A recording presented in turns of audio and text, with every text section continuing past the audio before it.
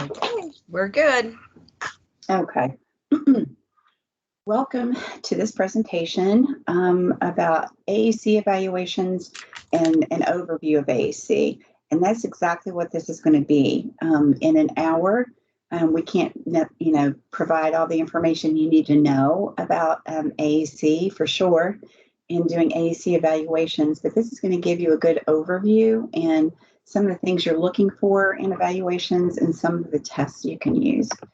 So I have this on here just because we sometimes get ASHA CUs for this presentation. If we know in advance we're going to need be doing one. Our goals for the day are to discuss your responsibilities for students who don't have a means to verbally communicate, and this is according to Policy 2419. We're going to discuss the AT guidance document and talk about evaluations that can be administered to nonverbal students, and discuss information that's needed to complete an AAC eval, and also write the report writing process, and the device trial process. How many of you can raise your hand using your little your little symbol to raise your hand? How many of you feel comfortable with AAC?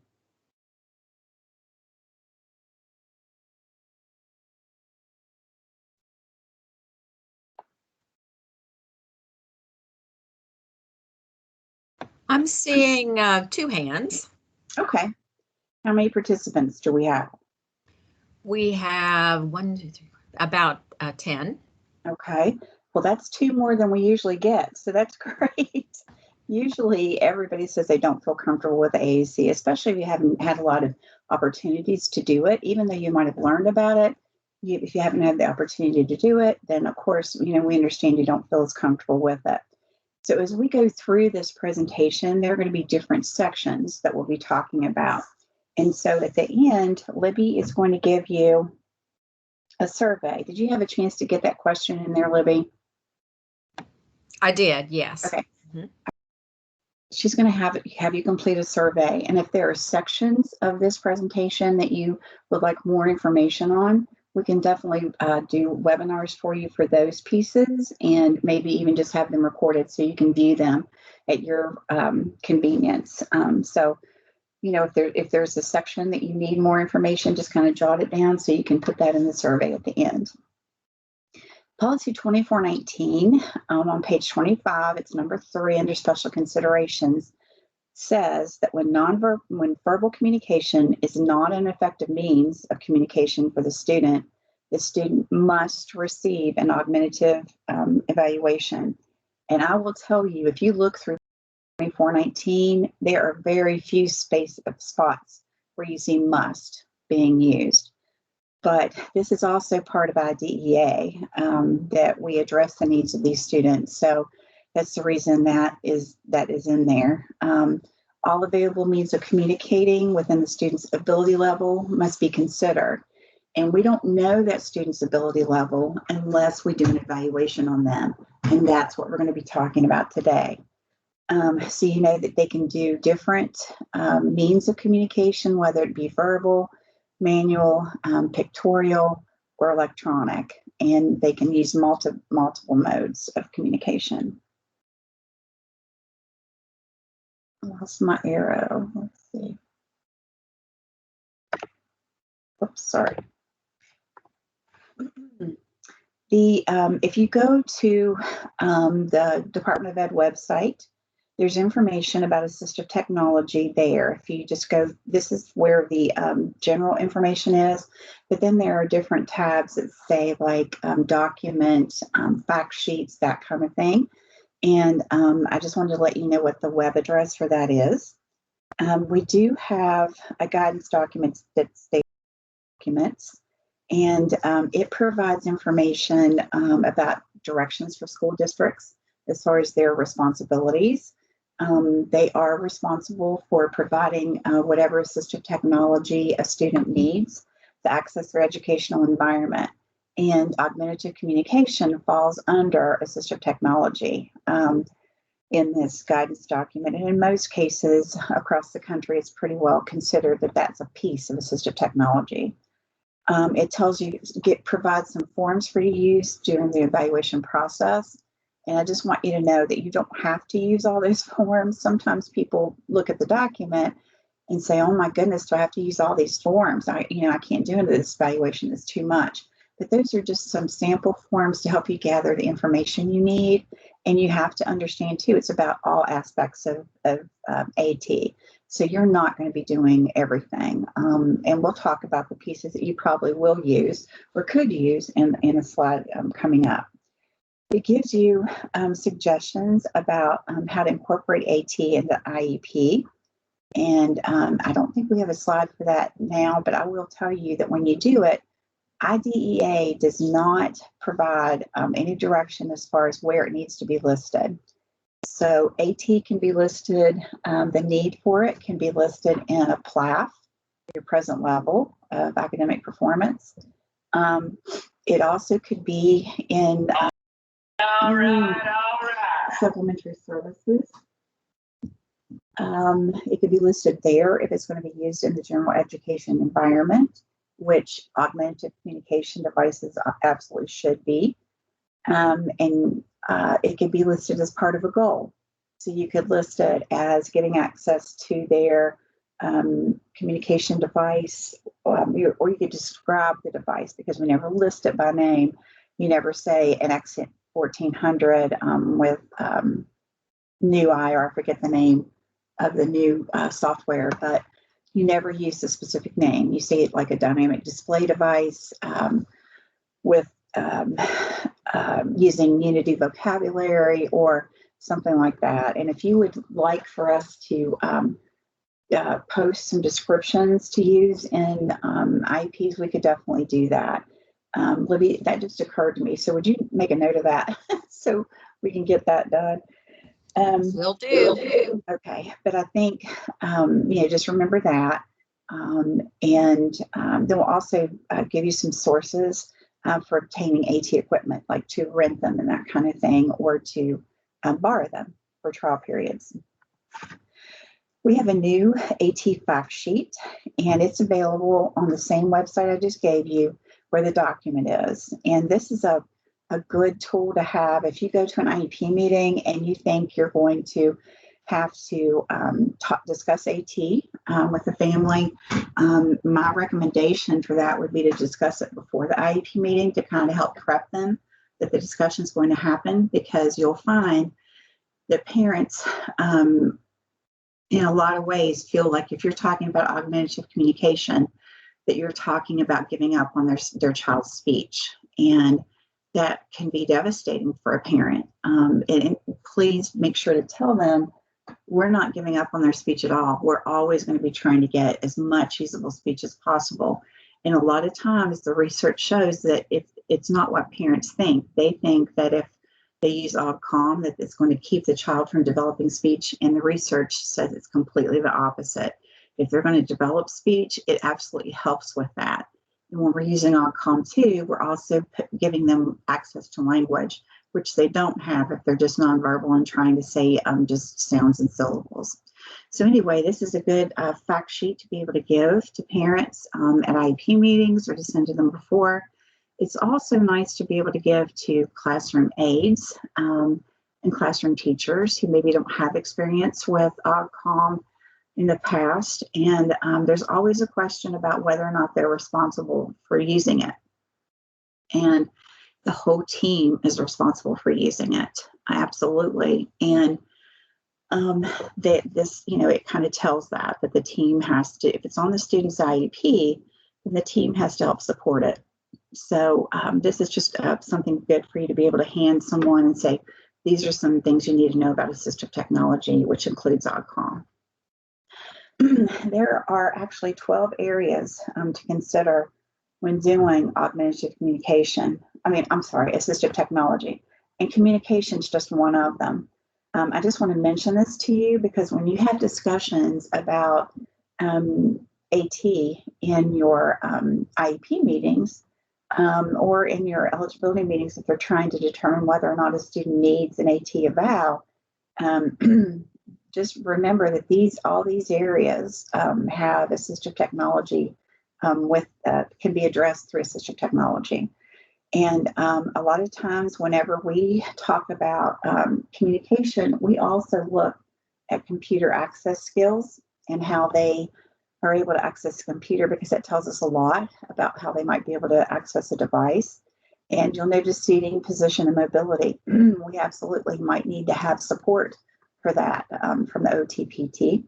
And as far as hearing and vision, we definitely need to have support if that student has hearing and vision issues. This is the form that's located within the AT guidance document, and you might take it with you to an IEP meeting or an eligibility meeting when you're discussing the need for an AT eval, because it kind of helps you focus on what's been provided in the past, what you'd like to try, but it also lets the team determine what areas need to be addressed and what they're concerned about. And I'll tell you from personal experience, I used to do all of the AUGCOM evals for Kanawha County. I did that for 7 or 8 years before I left the school system. And I will tell you, unless you have team consensus on doing the beginning, from the very beginning, doing the AAC eval, your success rate isn't going to be as good as it would be if you had consensus and had team support. So this is a good way to kind of focus the team and determine exactly what areas need to be addressed. This summer, we developed a consideration guide, and what this is, there are sections like this in the AT guidance document, but this is, it's just like a handout. It's several pages, but it addresses the possibilities of assistive technology for each area. And it talks about sample tasks you might do with the classroom materials the student might use, accommodations, and assistive technology that's available to address those. So just know that this document's available when you get ready to look at augmentative communication. There's some information there, and it's just some extra information for you to be able to use for consideration. When we talk about AAC evals, we're talking about a process of actually doing an evaluation. So you would start with a referral and observations and data collection. And you could look back through old IEPs and see what's been done in the past. You could look and see what's been listed in IEPs that the child hasn't been able to do. And then you need to gather information too from the team, from the parents especially, about what they want the child to be able to do with the AAC and what they need them to be able to say, essentially. And then also from the teacher, classroom teacher, ways that they need that student to participate and access their environment. Then you're going to do a speech language evaluation, and then we'll talk about you do communication assessments and trials. So when you're doing the speech language evaluation, you're actually just doing that, speech and language evaluations. You're going to administer articulation tests if possible. If they have some sounds that they're producing, you could do that, or you could do a test of phonology, like the HAP or something like that, if they're producing some syllables. And then you can do language evaluations. So you're actually going to do a complete speech and language evaluation. And then you're going to do some assessments with different devices based on the information you gathered during that speech and language evaluation. And you can do multiple trials. Just because you trial one device doesn't mean that that's the only device you could use for that student. It could be that student can do even more than that device would allow them to do. So don't never be afraid to try another device. But always discuss it with your team as you're moving forward, and you're going to be having them gather data for you during those trials. So you need to have the parents gathering data and the classroom teachers. Then you're going to look at their AAC skills assessment and the trials and make the determination about which piece of equipment or which communication system you want to recommend. Why is it so important? It's important because ASHA says, number one, it's part of our scope of practice. They say as far as assessment's concerned, we're responsible to document assessment and trial results for selecting AAC interventions and technology, including speech generating devices. As far as treatment is concerned, they say we're responsible to utilize AAC performance data to guide clinical decisions and determine the effectiveness of treatment. So not only is it a part of Policy 2419 that we're responsible for doing this, but it's also part of our ASHA scope of practice. It used to be, not too long ago, just a couple of years ago, that people were talking about presumed competence. Well, presuming competence was a great theory, thinking that, just presume that this student can do, can do anything, that they can do the device with practice, and that they can learn anything. And that's great. But what happened was a lot of students had devices or systems recommended for them that were really too advanced for what they could do, because presuming competence leaves the field wide open for those students. So now the discussions are more along the lines of presuming possibility. Presume the possibility that there's something that we can find for that child to communicate with. Presume that there's a possibility they could learn how to use the system. But you need to use your data that you gather as you're using the systems and you're doing the trials. And even after you get the system designated for the student, use your data to determine whether or not they're using it effectively or whether or not you need another evaluation. We need to base these evaluations and recommendations too on the individual student skills that we gather through that speech and language and the AAC portion of the evaluation, and not their area of eligibility. When I used to do the evaluations for Kanawha County, so many times I would go into a classroom that had like a self-contained severe intellectual disabilities classroom.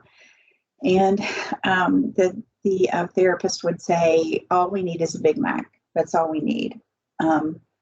So when you think about it, though, even if those students who might be 12 years old and they're functioning at a 3-year-old level, think how much vocabulary a 3-year-old needs access to. It's like right around 500 to 1,000 words. So to think that we're just going to limit them to one word that we program into a device is really doing them a disservice. So that's the reason for not just thinking because they're in this classroom, we need to just give them this Big Mac.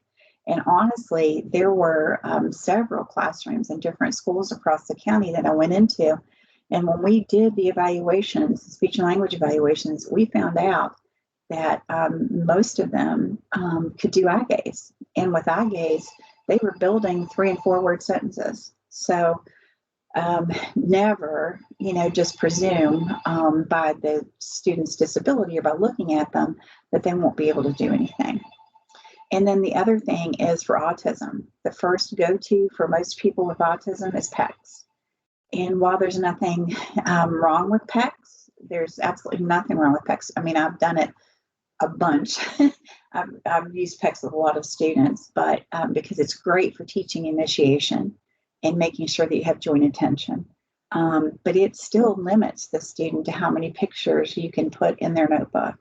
And it doesn't progress their language any farther than I see, I hear, I want. So it does, you can add some adjectives and that kind of thing, but it's a great place to start for some students. But it's not the only option for students with autism by any means. Students should have their technology-based recommendations based on a formal evaluation process, no matter what AT it is.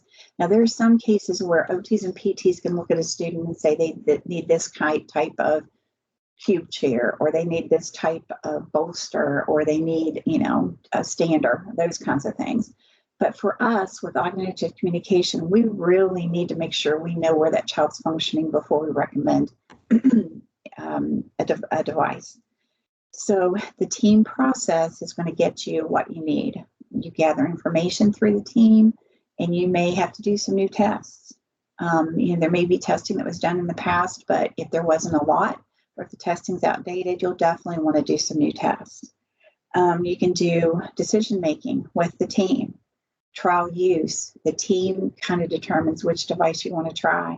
And like I said, you're going to have them collect data for you as you're using this device, because it makes them a part of the process and that gives their input.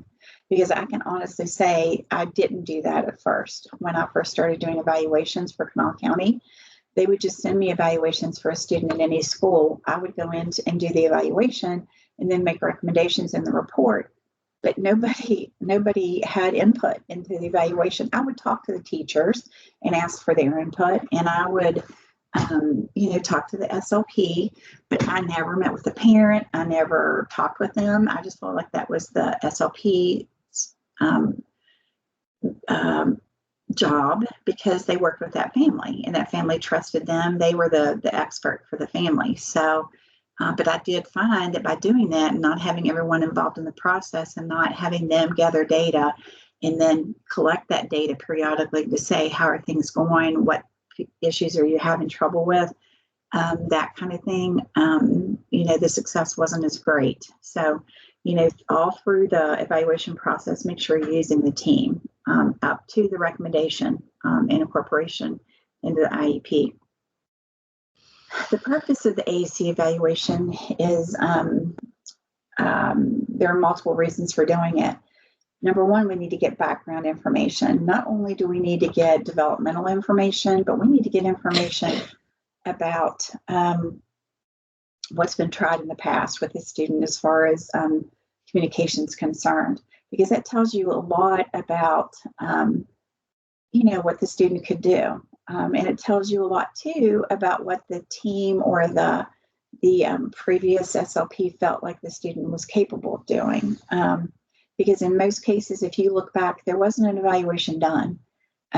Even though it says it in 2419, there are a lot of times when people say, I think he's going to talk, so I'm not going to do an evaluation now.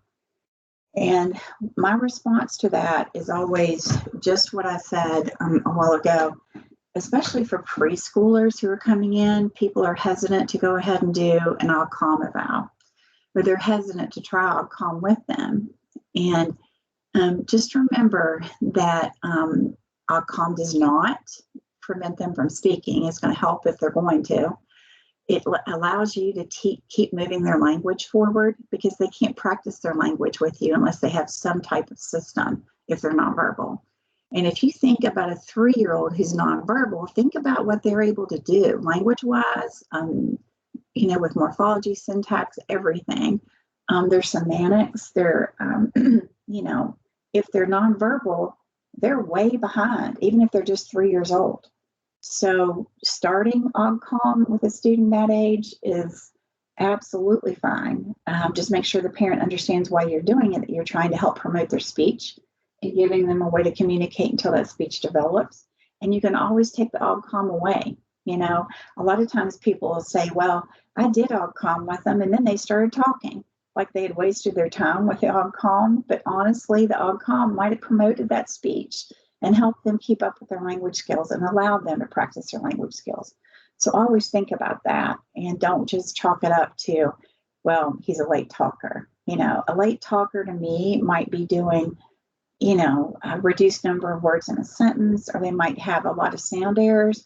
But somebody who's nonverbal at 3 is not a late talker. So anyway, you want to get background information, receptive language skills, receptive language age, if at all possible. If not possible, at least the receptive vocabulary age, because that lets you know about where the child's functioning receptively, and determine where they're functioning expressively, and determine a communication system that meets their needs. So that's the purpose of the evaluation. And as far as gathering the information, these are the pages that you might find helpful within the Assistive Technology guidance document. And these are the pages that you might find helpful for the speech portion. I did not add the computer access piece, but just know that you can definitely use any parts of this book that you think would be helpful as far as gathering information.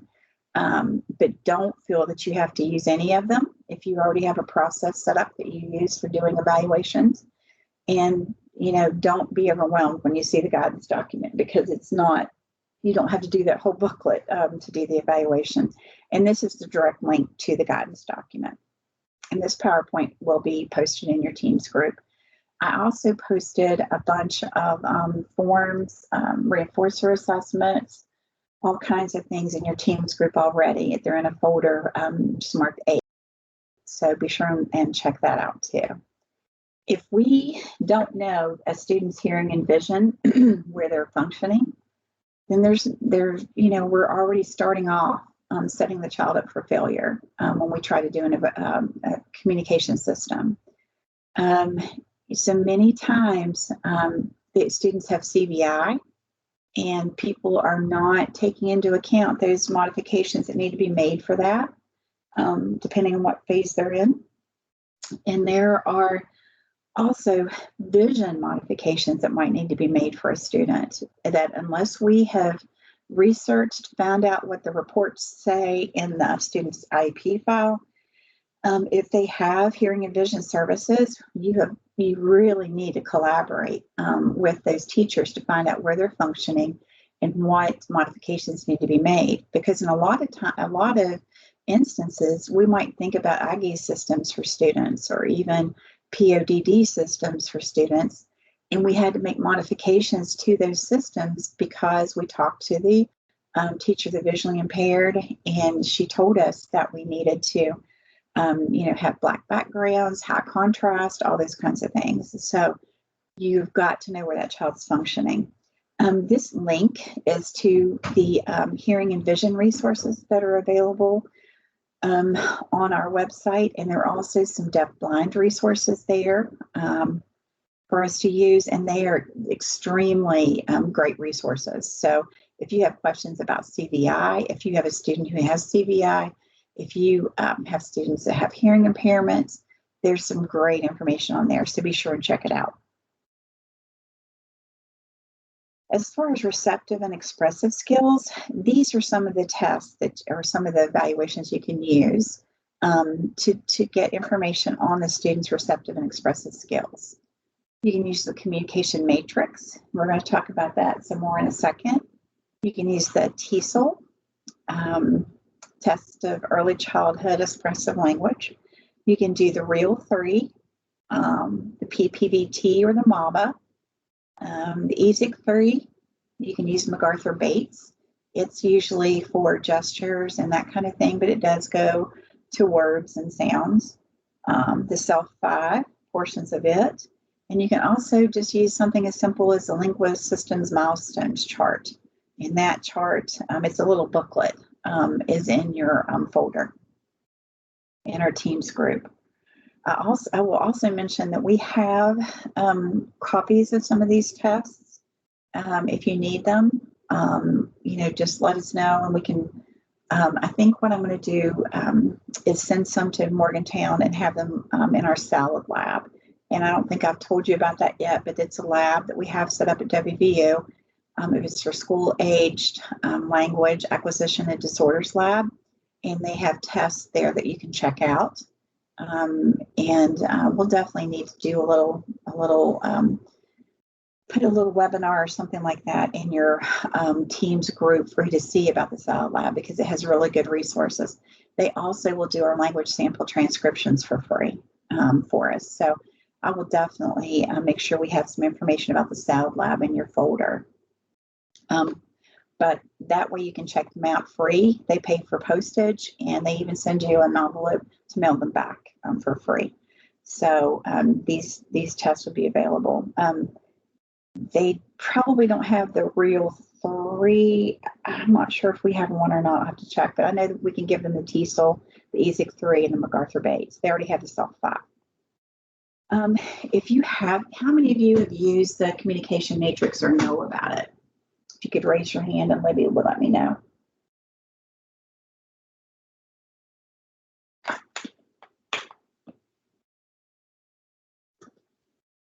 We have 3 people who say they've used it. I'm sorry, you broke up a minute. 3?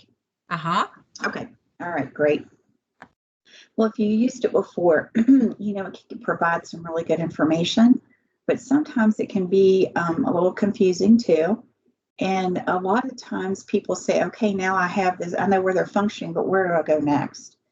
And for the last couple of years, honestly, because we're just doing it kind of part-time, Karen Haynes from WVU, Annette Carey, who used to be our low incidence coordinator, Ruth Ann King, who is our deafblind coordinator, Nancy Steele, who used to be on the deafblind national board, and me are working on modules, training modules about the communication matrix. Not about administration, because they already tell you how to do the administration through the communication matrix itself. But what we're doing is providing modules about what to do with your results, depending on the level the student's working on. So we're very excited. We're getting close to the end. We're going to try to get them approved for ASHA CEUs, and then we'll have them available for you. We'll have them available for the CEUs, or if you just need to have them as a reference. But that project hopefully is going to be coming. We're starting to record the first 3 modules already, so we're getting there. I'm getting really close, but you can use this. You can use a free account. Now, I will say that Communication Matrix people are losing their federal grant. So coming up soon, there will not be a free account. You'll have to pay, I think it's like $6 for every time you use the matrix. But because we've been working with them on this project, we're going to try to set it up so that West Virginia people can use it for free. And so we'll let you know more about that as we get closer. But it examines 7 levels of communication, and it also examines purposes for communication.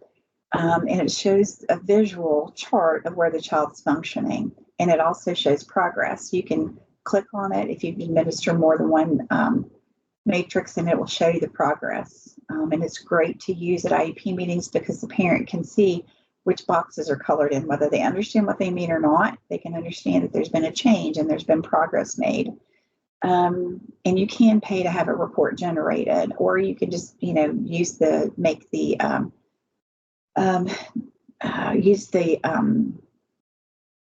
simple guidelines that they give you for making the determination about what level the student's working on, and make your recommendations based on that. And it can be completed by a parent and by a speech language pathologist. And when I was doing evaluations, I typically had the parent do one and the speech language pathologist. And the speech language pathologist usually involved the teacher in doing that one, which was great. And so we had a picture of what everyone thought how the child was communicating. In a lot of cases, the parents would be higher. But if you think about it, the parent understands their child. They've been communicating with them all this time. And so they see things that maybe we haven't seen, or they've attached meaning to things that maybe we haven't noticed. So, and made the connection with. So it's really valuable to get that information from the parents. And if they're functioning at least at above 18 months, because each one of these 7 levels has a range of time that students typically develop, the children typically develop these skills. So if we can prove that a child is above 18 months or above, then we can assume that they're likely symbolic and can use and understand a symbol or a photo or an object, understand that stands for something. So that lets us know we can work on a symbolic communication system, and that's the reason for doing this. And there's the website for the communication matrix.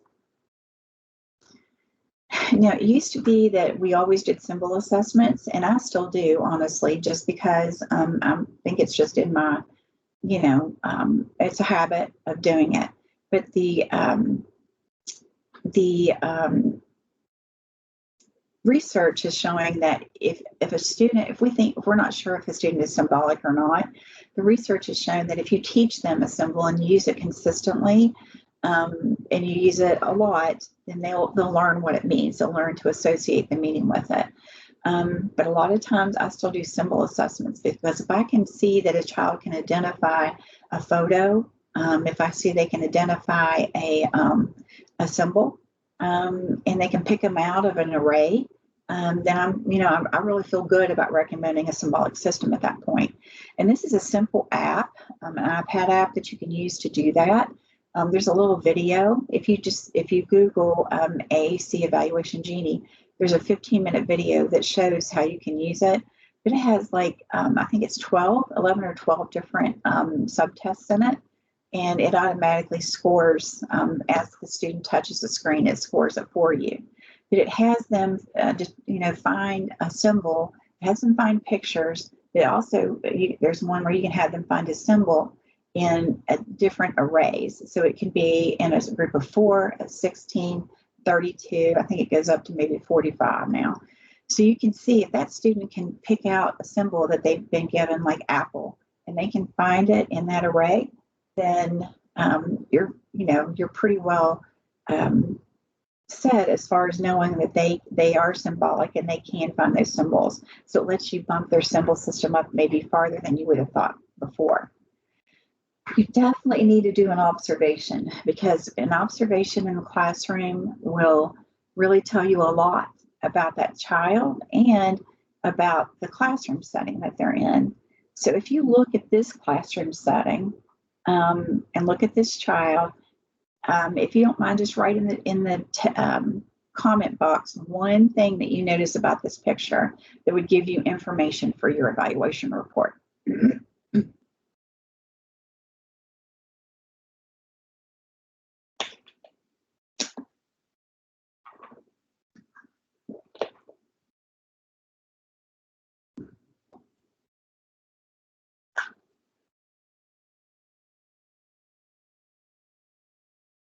Danya says the child is happy. Yes. He definitely looks happy, doesn't he?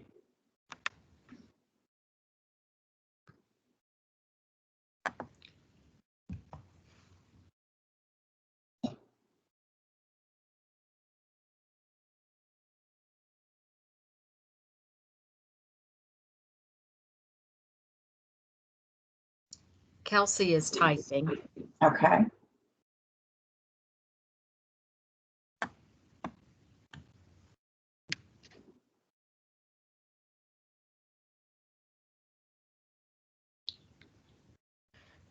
While Kelsey's typing, I see that he's or she is separated from all the other kids. Absolutely. That was the first thing I noticed when I found this picture, was how separated.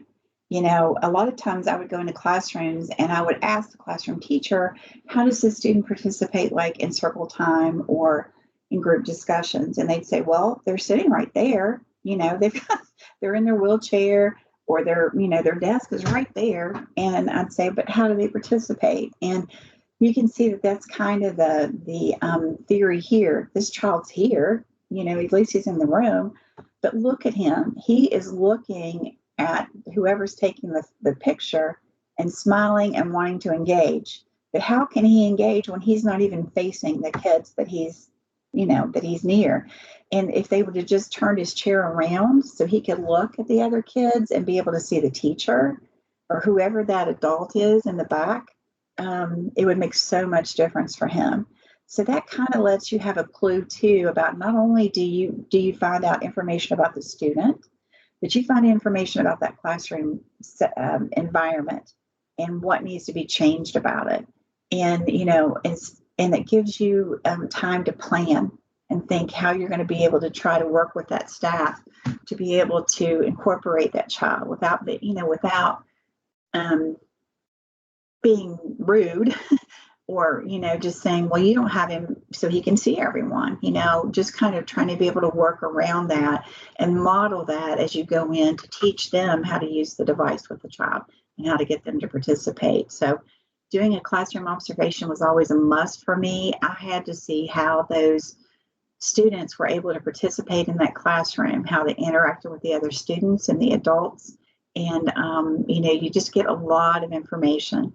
There are some observation forms in the AT guidance document that you can use too, but you'll get to the point that you can just go in and what you're looking for. And like I said, as soon as I saw this one, I thought, oh my goodness, there's so much going on in this picture. And it looks like he's, they try to make him participate, but the other kids don't have paper and pencil on their tables. He has a paper and pencil. So I guess that they felt like they were giving him an opportunity to do something, but it looks like the other kids are doing something completely different. So, just as you go in, document, and I used to get photo releases and video releases so I could take videos and show progress and that kind of thing. I would get that as a part of the AAC evaluation. I would request that. So if you do that, then you can go in and kind of, take pictures and try. If you get a photo release, make sure you don't get other students in the background, but you can see what's happening with that child when you're in there. And it makes a lot of difference for your report and your future recommendations. Leanne, excuse me, Kelsey added that the child appears to be unable to walk and requires an alternative means of ambulation. Yes. And also the child appears to be able to maintain eye contact. Absolutely. Those are all great things to notice. And, like I said, it would be so simple just to turn that chair. If he's not going to be able to walk, then, turn his chair so he faces the group. That's a simple thing to do. But yeah, you're exactly right. And the eye contact is really good. His initiation and his joint attention is really good. So those are great things to notice, you guys. Thanks so much. We have to evaluate their access. Some students are going to have difficulty with hand movements and access issues. So you need to evaluate whether they can do direct selection, switch access, or scanning, which one they require, and definitely get support from your OT and PT when you're trying to do those types of things. And if you're doing eye gaze, that is direct selection access. But be sure and involve that teacher, the visually impaired, if you're doing that for a student who has those services. And Print Uromic actually has a great information about AAC devices and access options. So that's a video you might want to watch. Determine the features that the student needs in the communication system you're going to be offering. And WVU shared their features form with us. So any of you who went to WVU and had Mrs. Haynes as an instructor, you're familiar with that form. But it gives you, you gather information on that form, and then it tells you exactly what you need to use to design that system. It tells you what types of symbols to use, the size of the display, the access method needed, the language content needed, the size, portability, all those kinds of things. Those are all considerations you need to make when you're doing this evaluation. And this just says, again, if we can show that they're functioning receptively at approximately 18 months, we can assume they're symbolic. And if we can get them to use symbolic systems, it opens the whole world, especially access to full language. It is always wise to do a trial period before you recommend any device, especially a high-end device. It's always good to do a trial period and gather data. Number one, if you're gathering data during a trial period, you can show a special education director, this student was able to use this device and show them the data to support it. If you go to a special ed director and say, I need a $15,000 eye gaze system for a student because he doesn't have any purposeful movement in any other body part, but we could get in to look at the device. And you tell them that without any data, without a supporting report that shows that the student is 18 months old, 18 months functioning receptively, and that the team supports it, that the team trialed it with him, and everybody has success, that's what's going to get you a report, the device. Not just saying, I've heard of this and I want to try it with him, so let's buy it. That will not get it for you. We do have an assistive supplemental funding grant that was established by Kathy Knighton several years ago. And what that does is for unanticipated expenses, like students who move into your county that you weren't aware of, or for unanticipated expenses like eye gaze systems, because they're very expensive. Most counties can afford them on their own, but what they will do is purchase the system, make sure it's incorporated in the IEP, and then complete a grant application and turn it in. And then our grant evaluation team determines whether or not we can provide that funding, that money back. In almost all cases, I can't think of one that we've refused or rejected for eye gaze. We do that. So many times SLPs are afraid to go to special ed directors and ask them for communication systems, but that's our responsibility. We need to do that. And, if they have questions about funding and that kind of thing, they know about our grant, but we also have a lot of new special ed directors this year. So be sure and tell them they can contact me and I can walk them through the process, especially if it's a preschooler or somebody who's just moved into the county. We can usually fund all preschool requests, and that's the place we want you to start. We need to start as early as possible. So usually those are not a problem, but just know that is a possibility. And some companies do have rentals.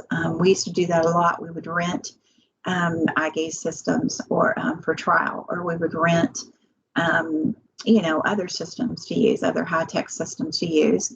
And then if you decide to purchase that device, they apply the rental fee to the purchase price. And usually the rental fees aren't that much. It might be like $90 a month or something like that. And if you tell your special education director you're going to be collecting data to support the use, then usually that's not an issue.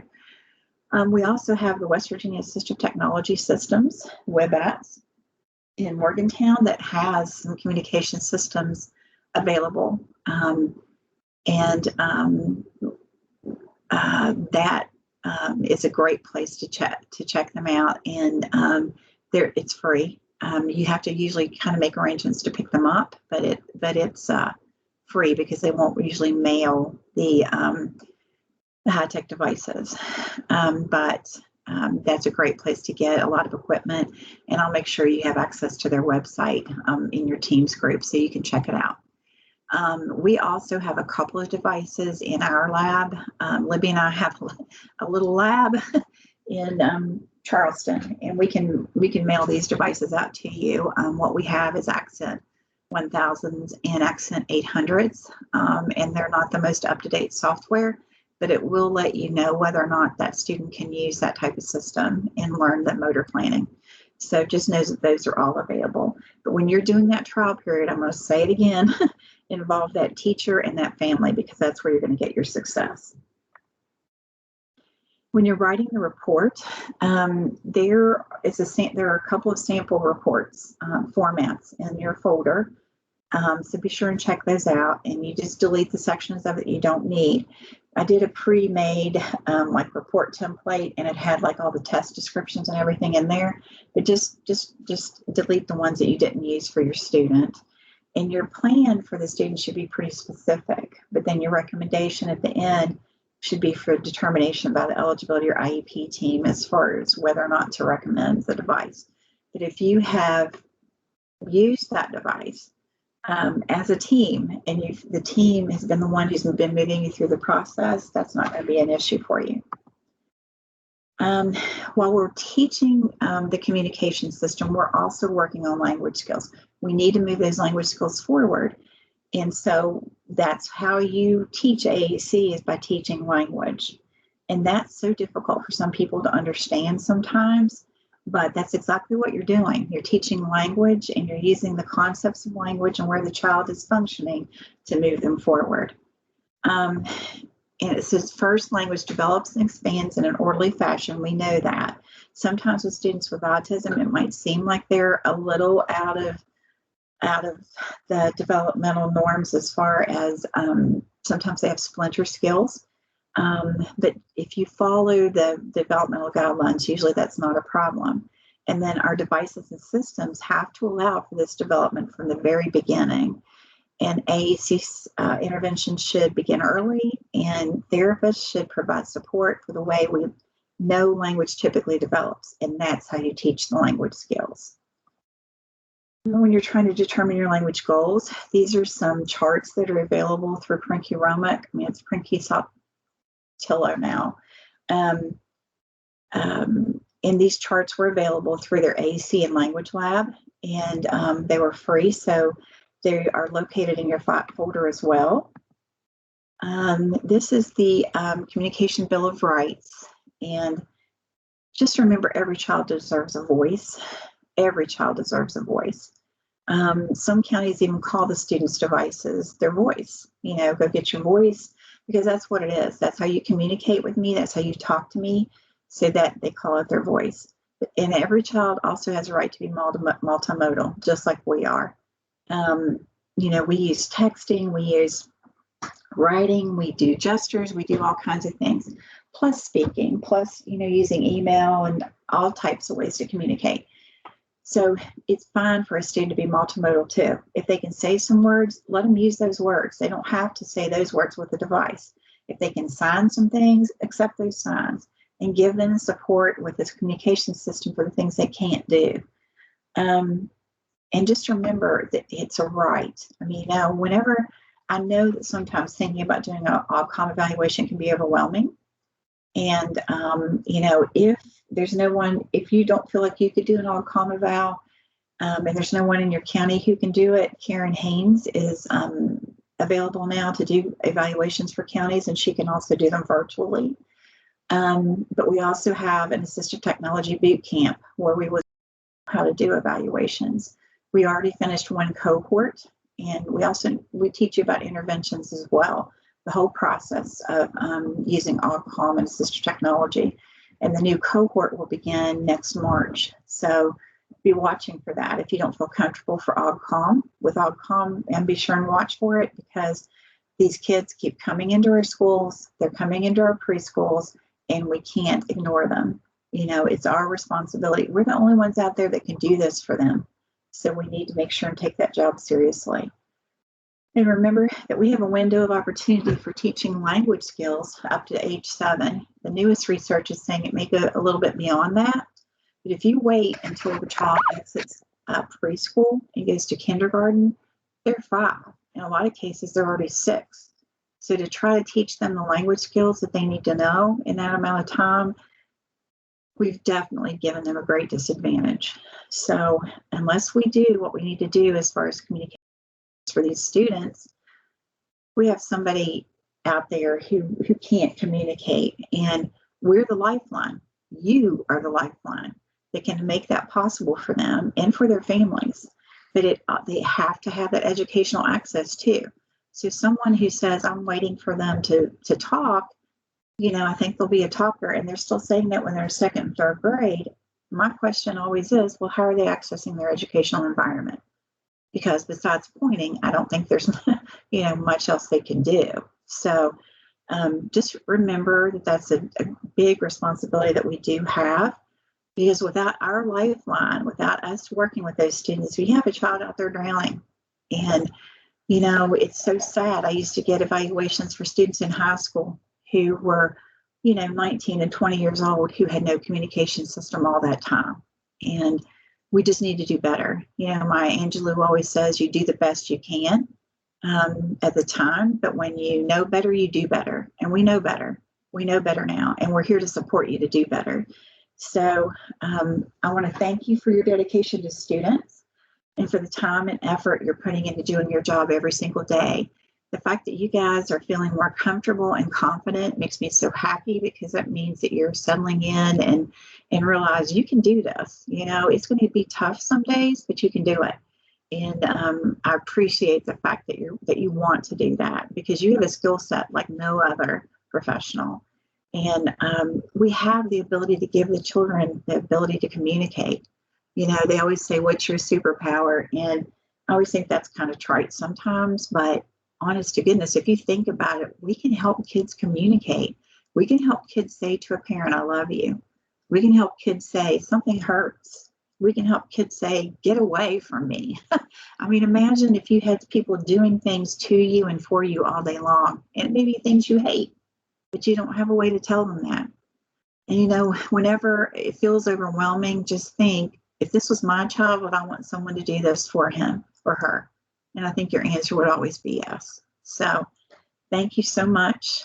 And I'm sure you might have some questions, but I always hate to keep you over our time. So Libby has a survey that she's going to put in a chat box for us. It's Libby, posted. okay. So if you guys would go ahead and put your questions and your things that you need followed up on in that, then we'll make sure and get those answered for you and get some webinars recorded for you.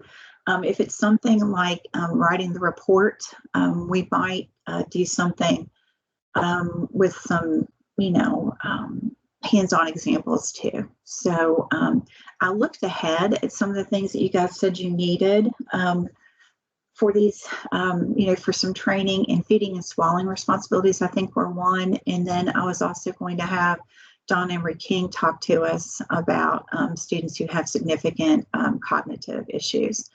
But if there are any other topics that you think of that we didn't list in our initial survey, now that you're working and some things you might want to have some extra training on, please let us know. If you don't put it on the survey, just put it in the chat in our Teams group. That's just our team, and we're the only ones who see it. So feel free to use that and use it to talk to each other as well. So unless there are any burning questions, I will wait and see if there are. But like I said, you can put questions in either the chat or in Libby's survey,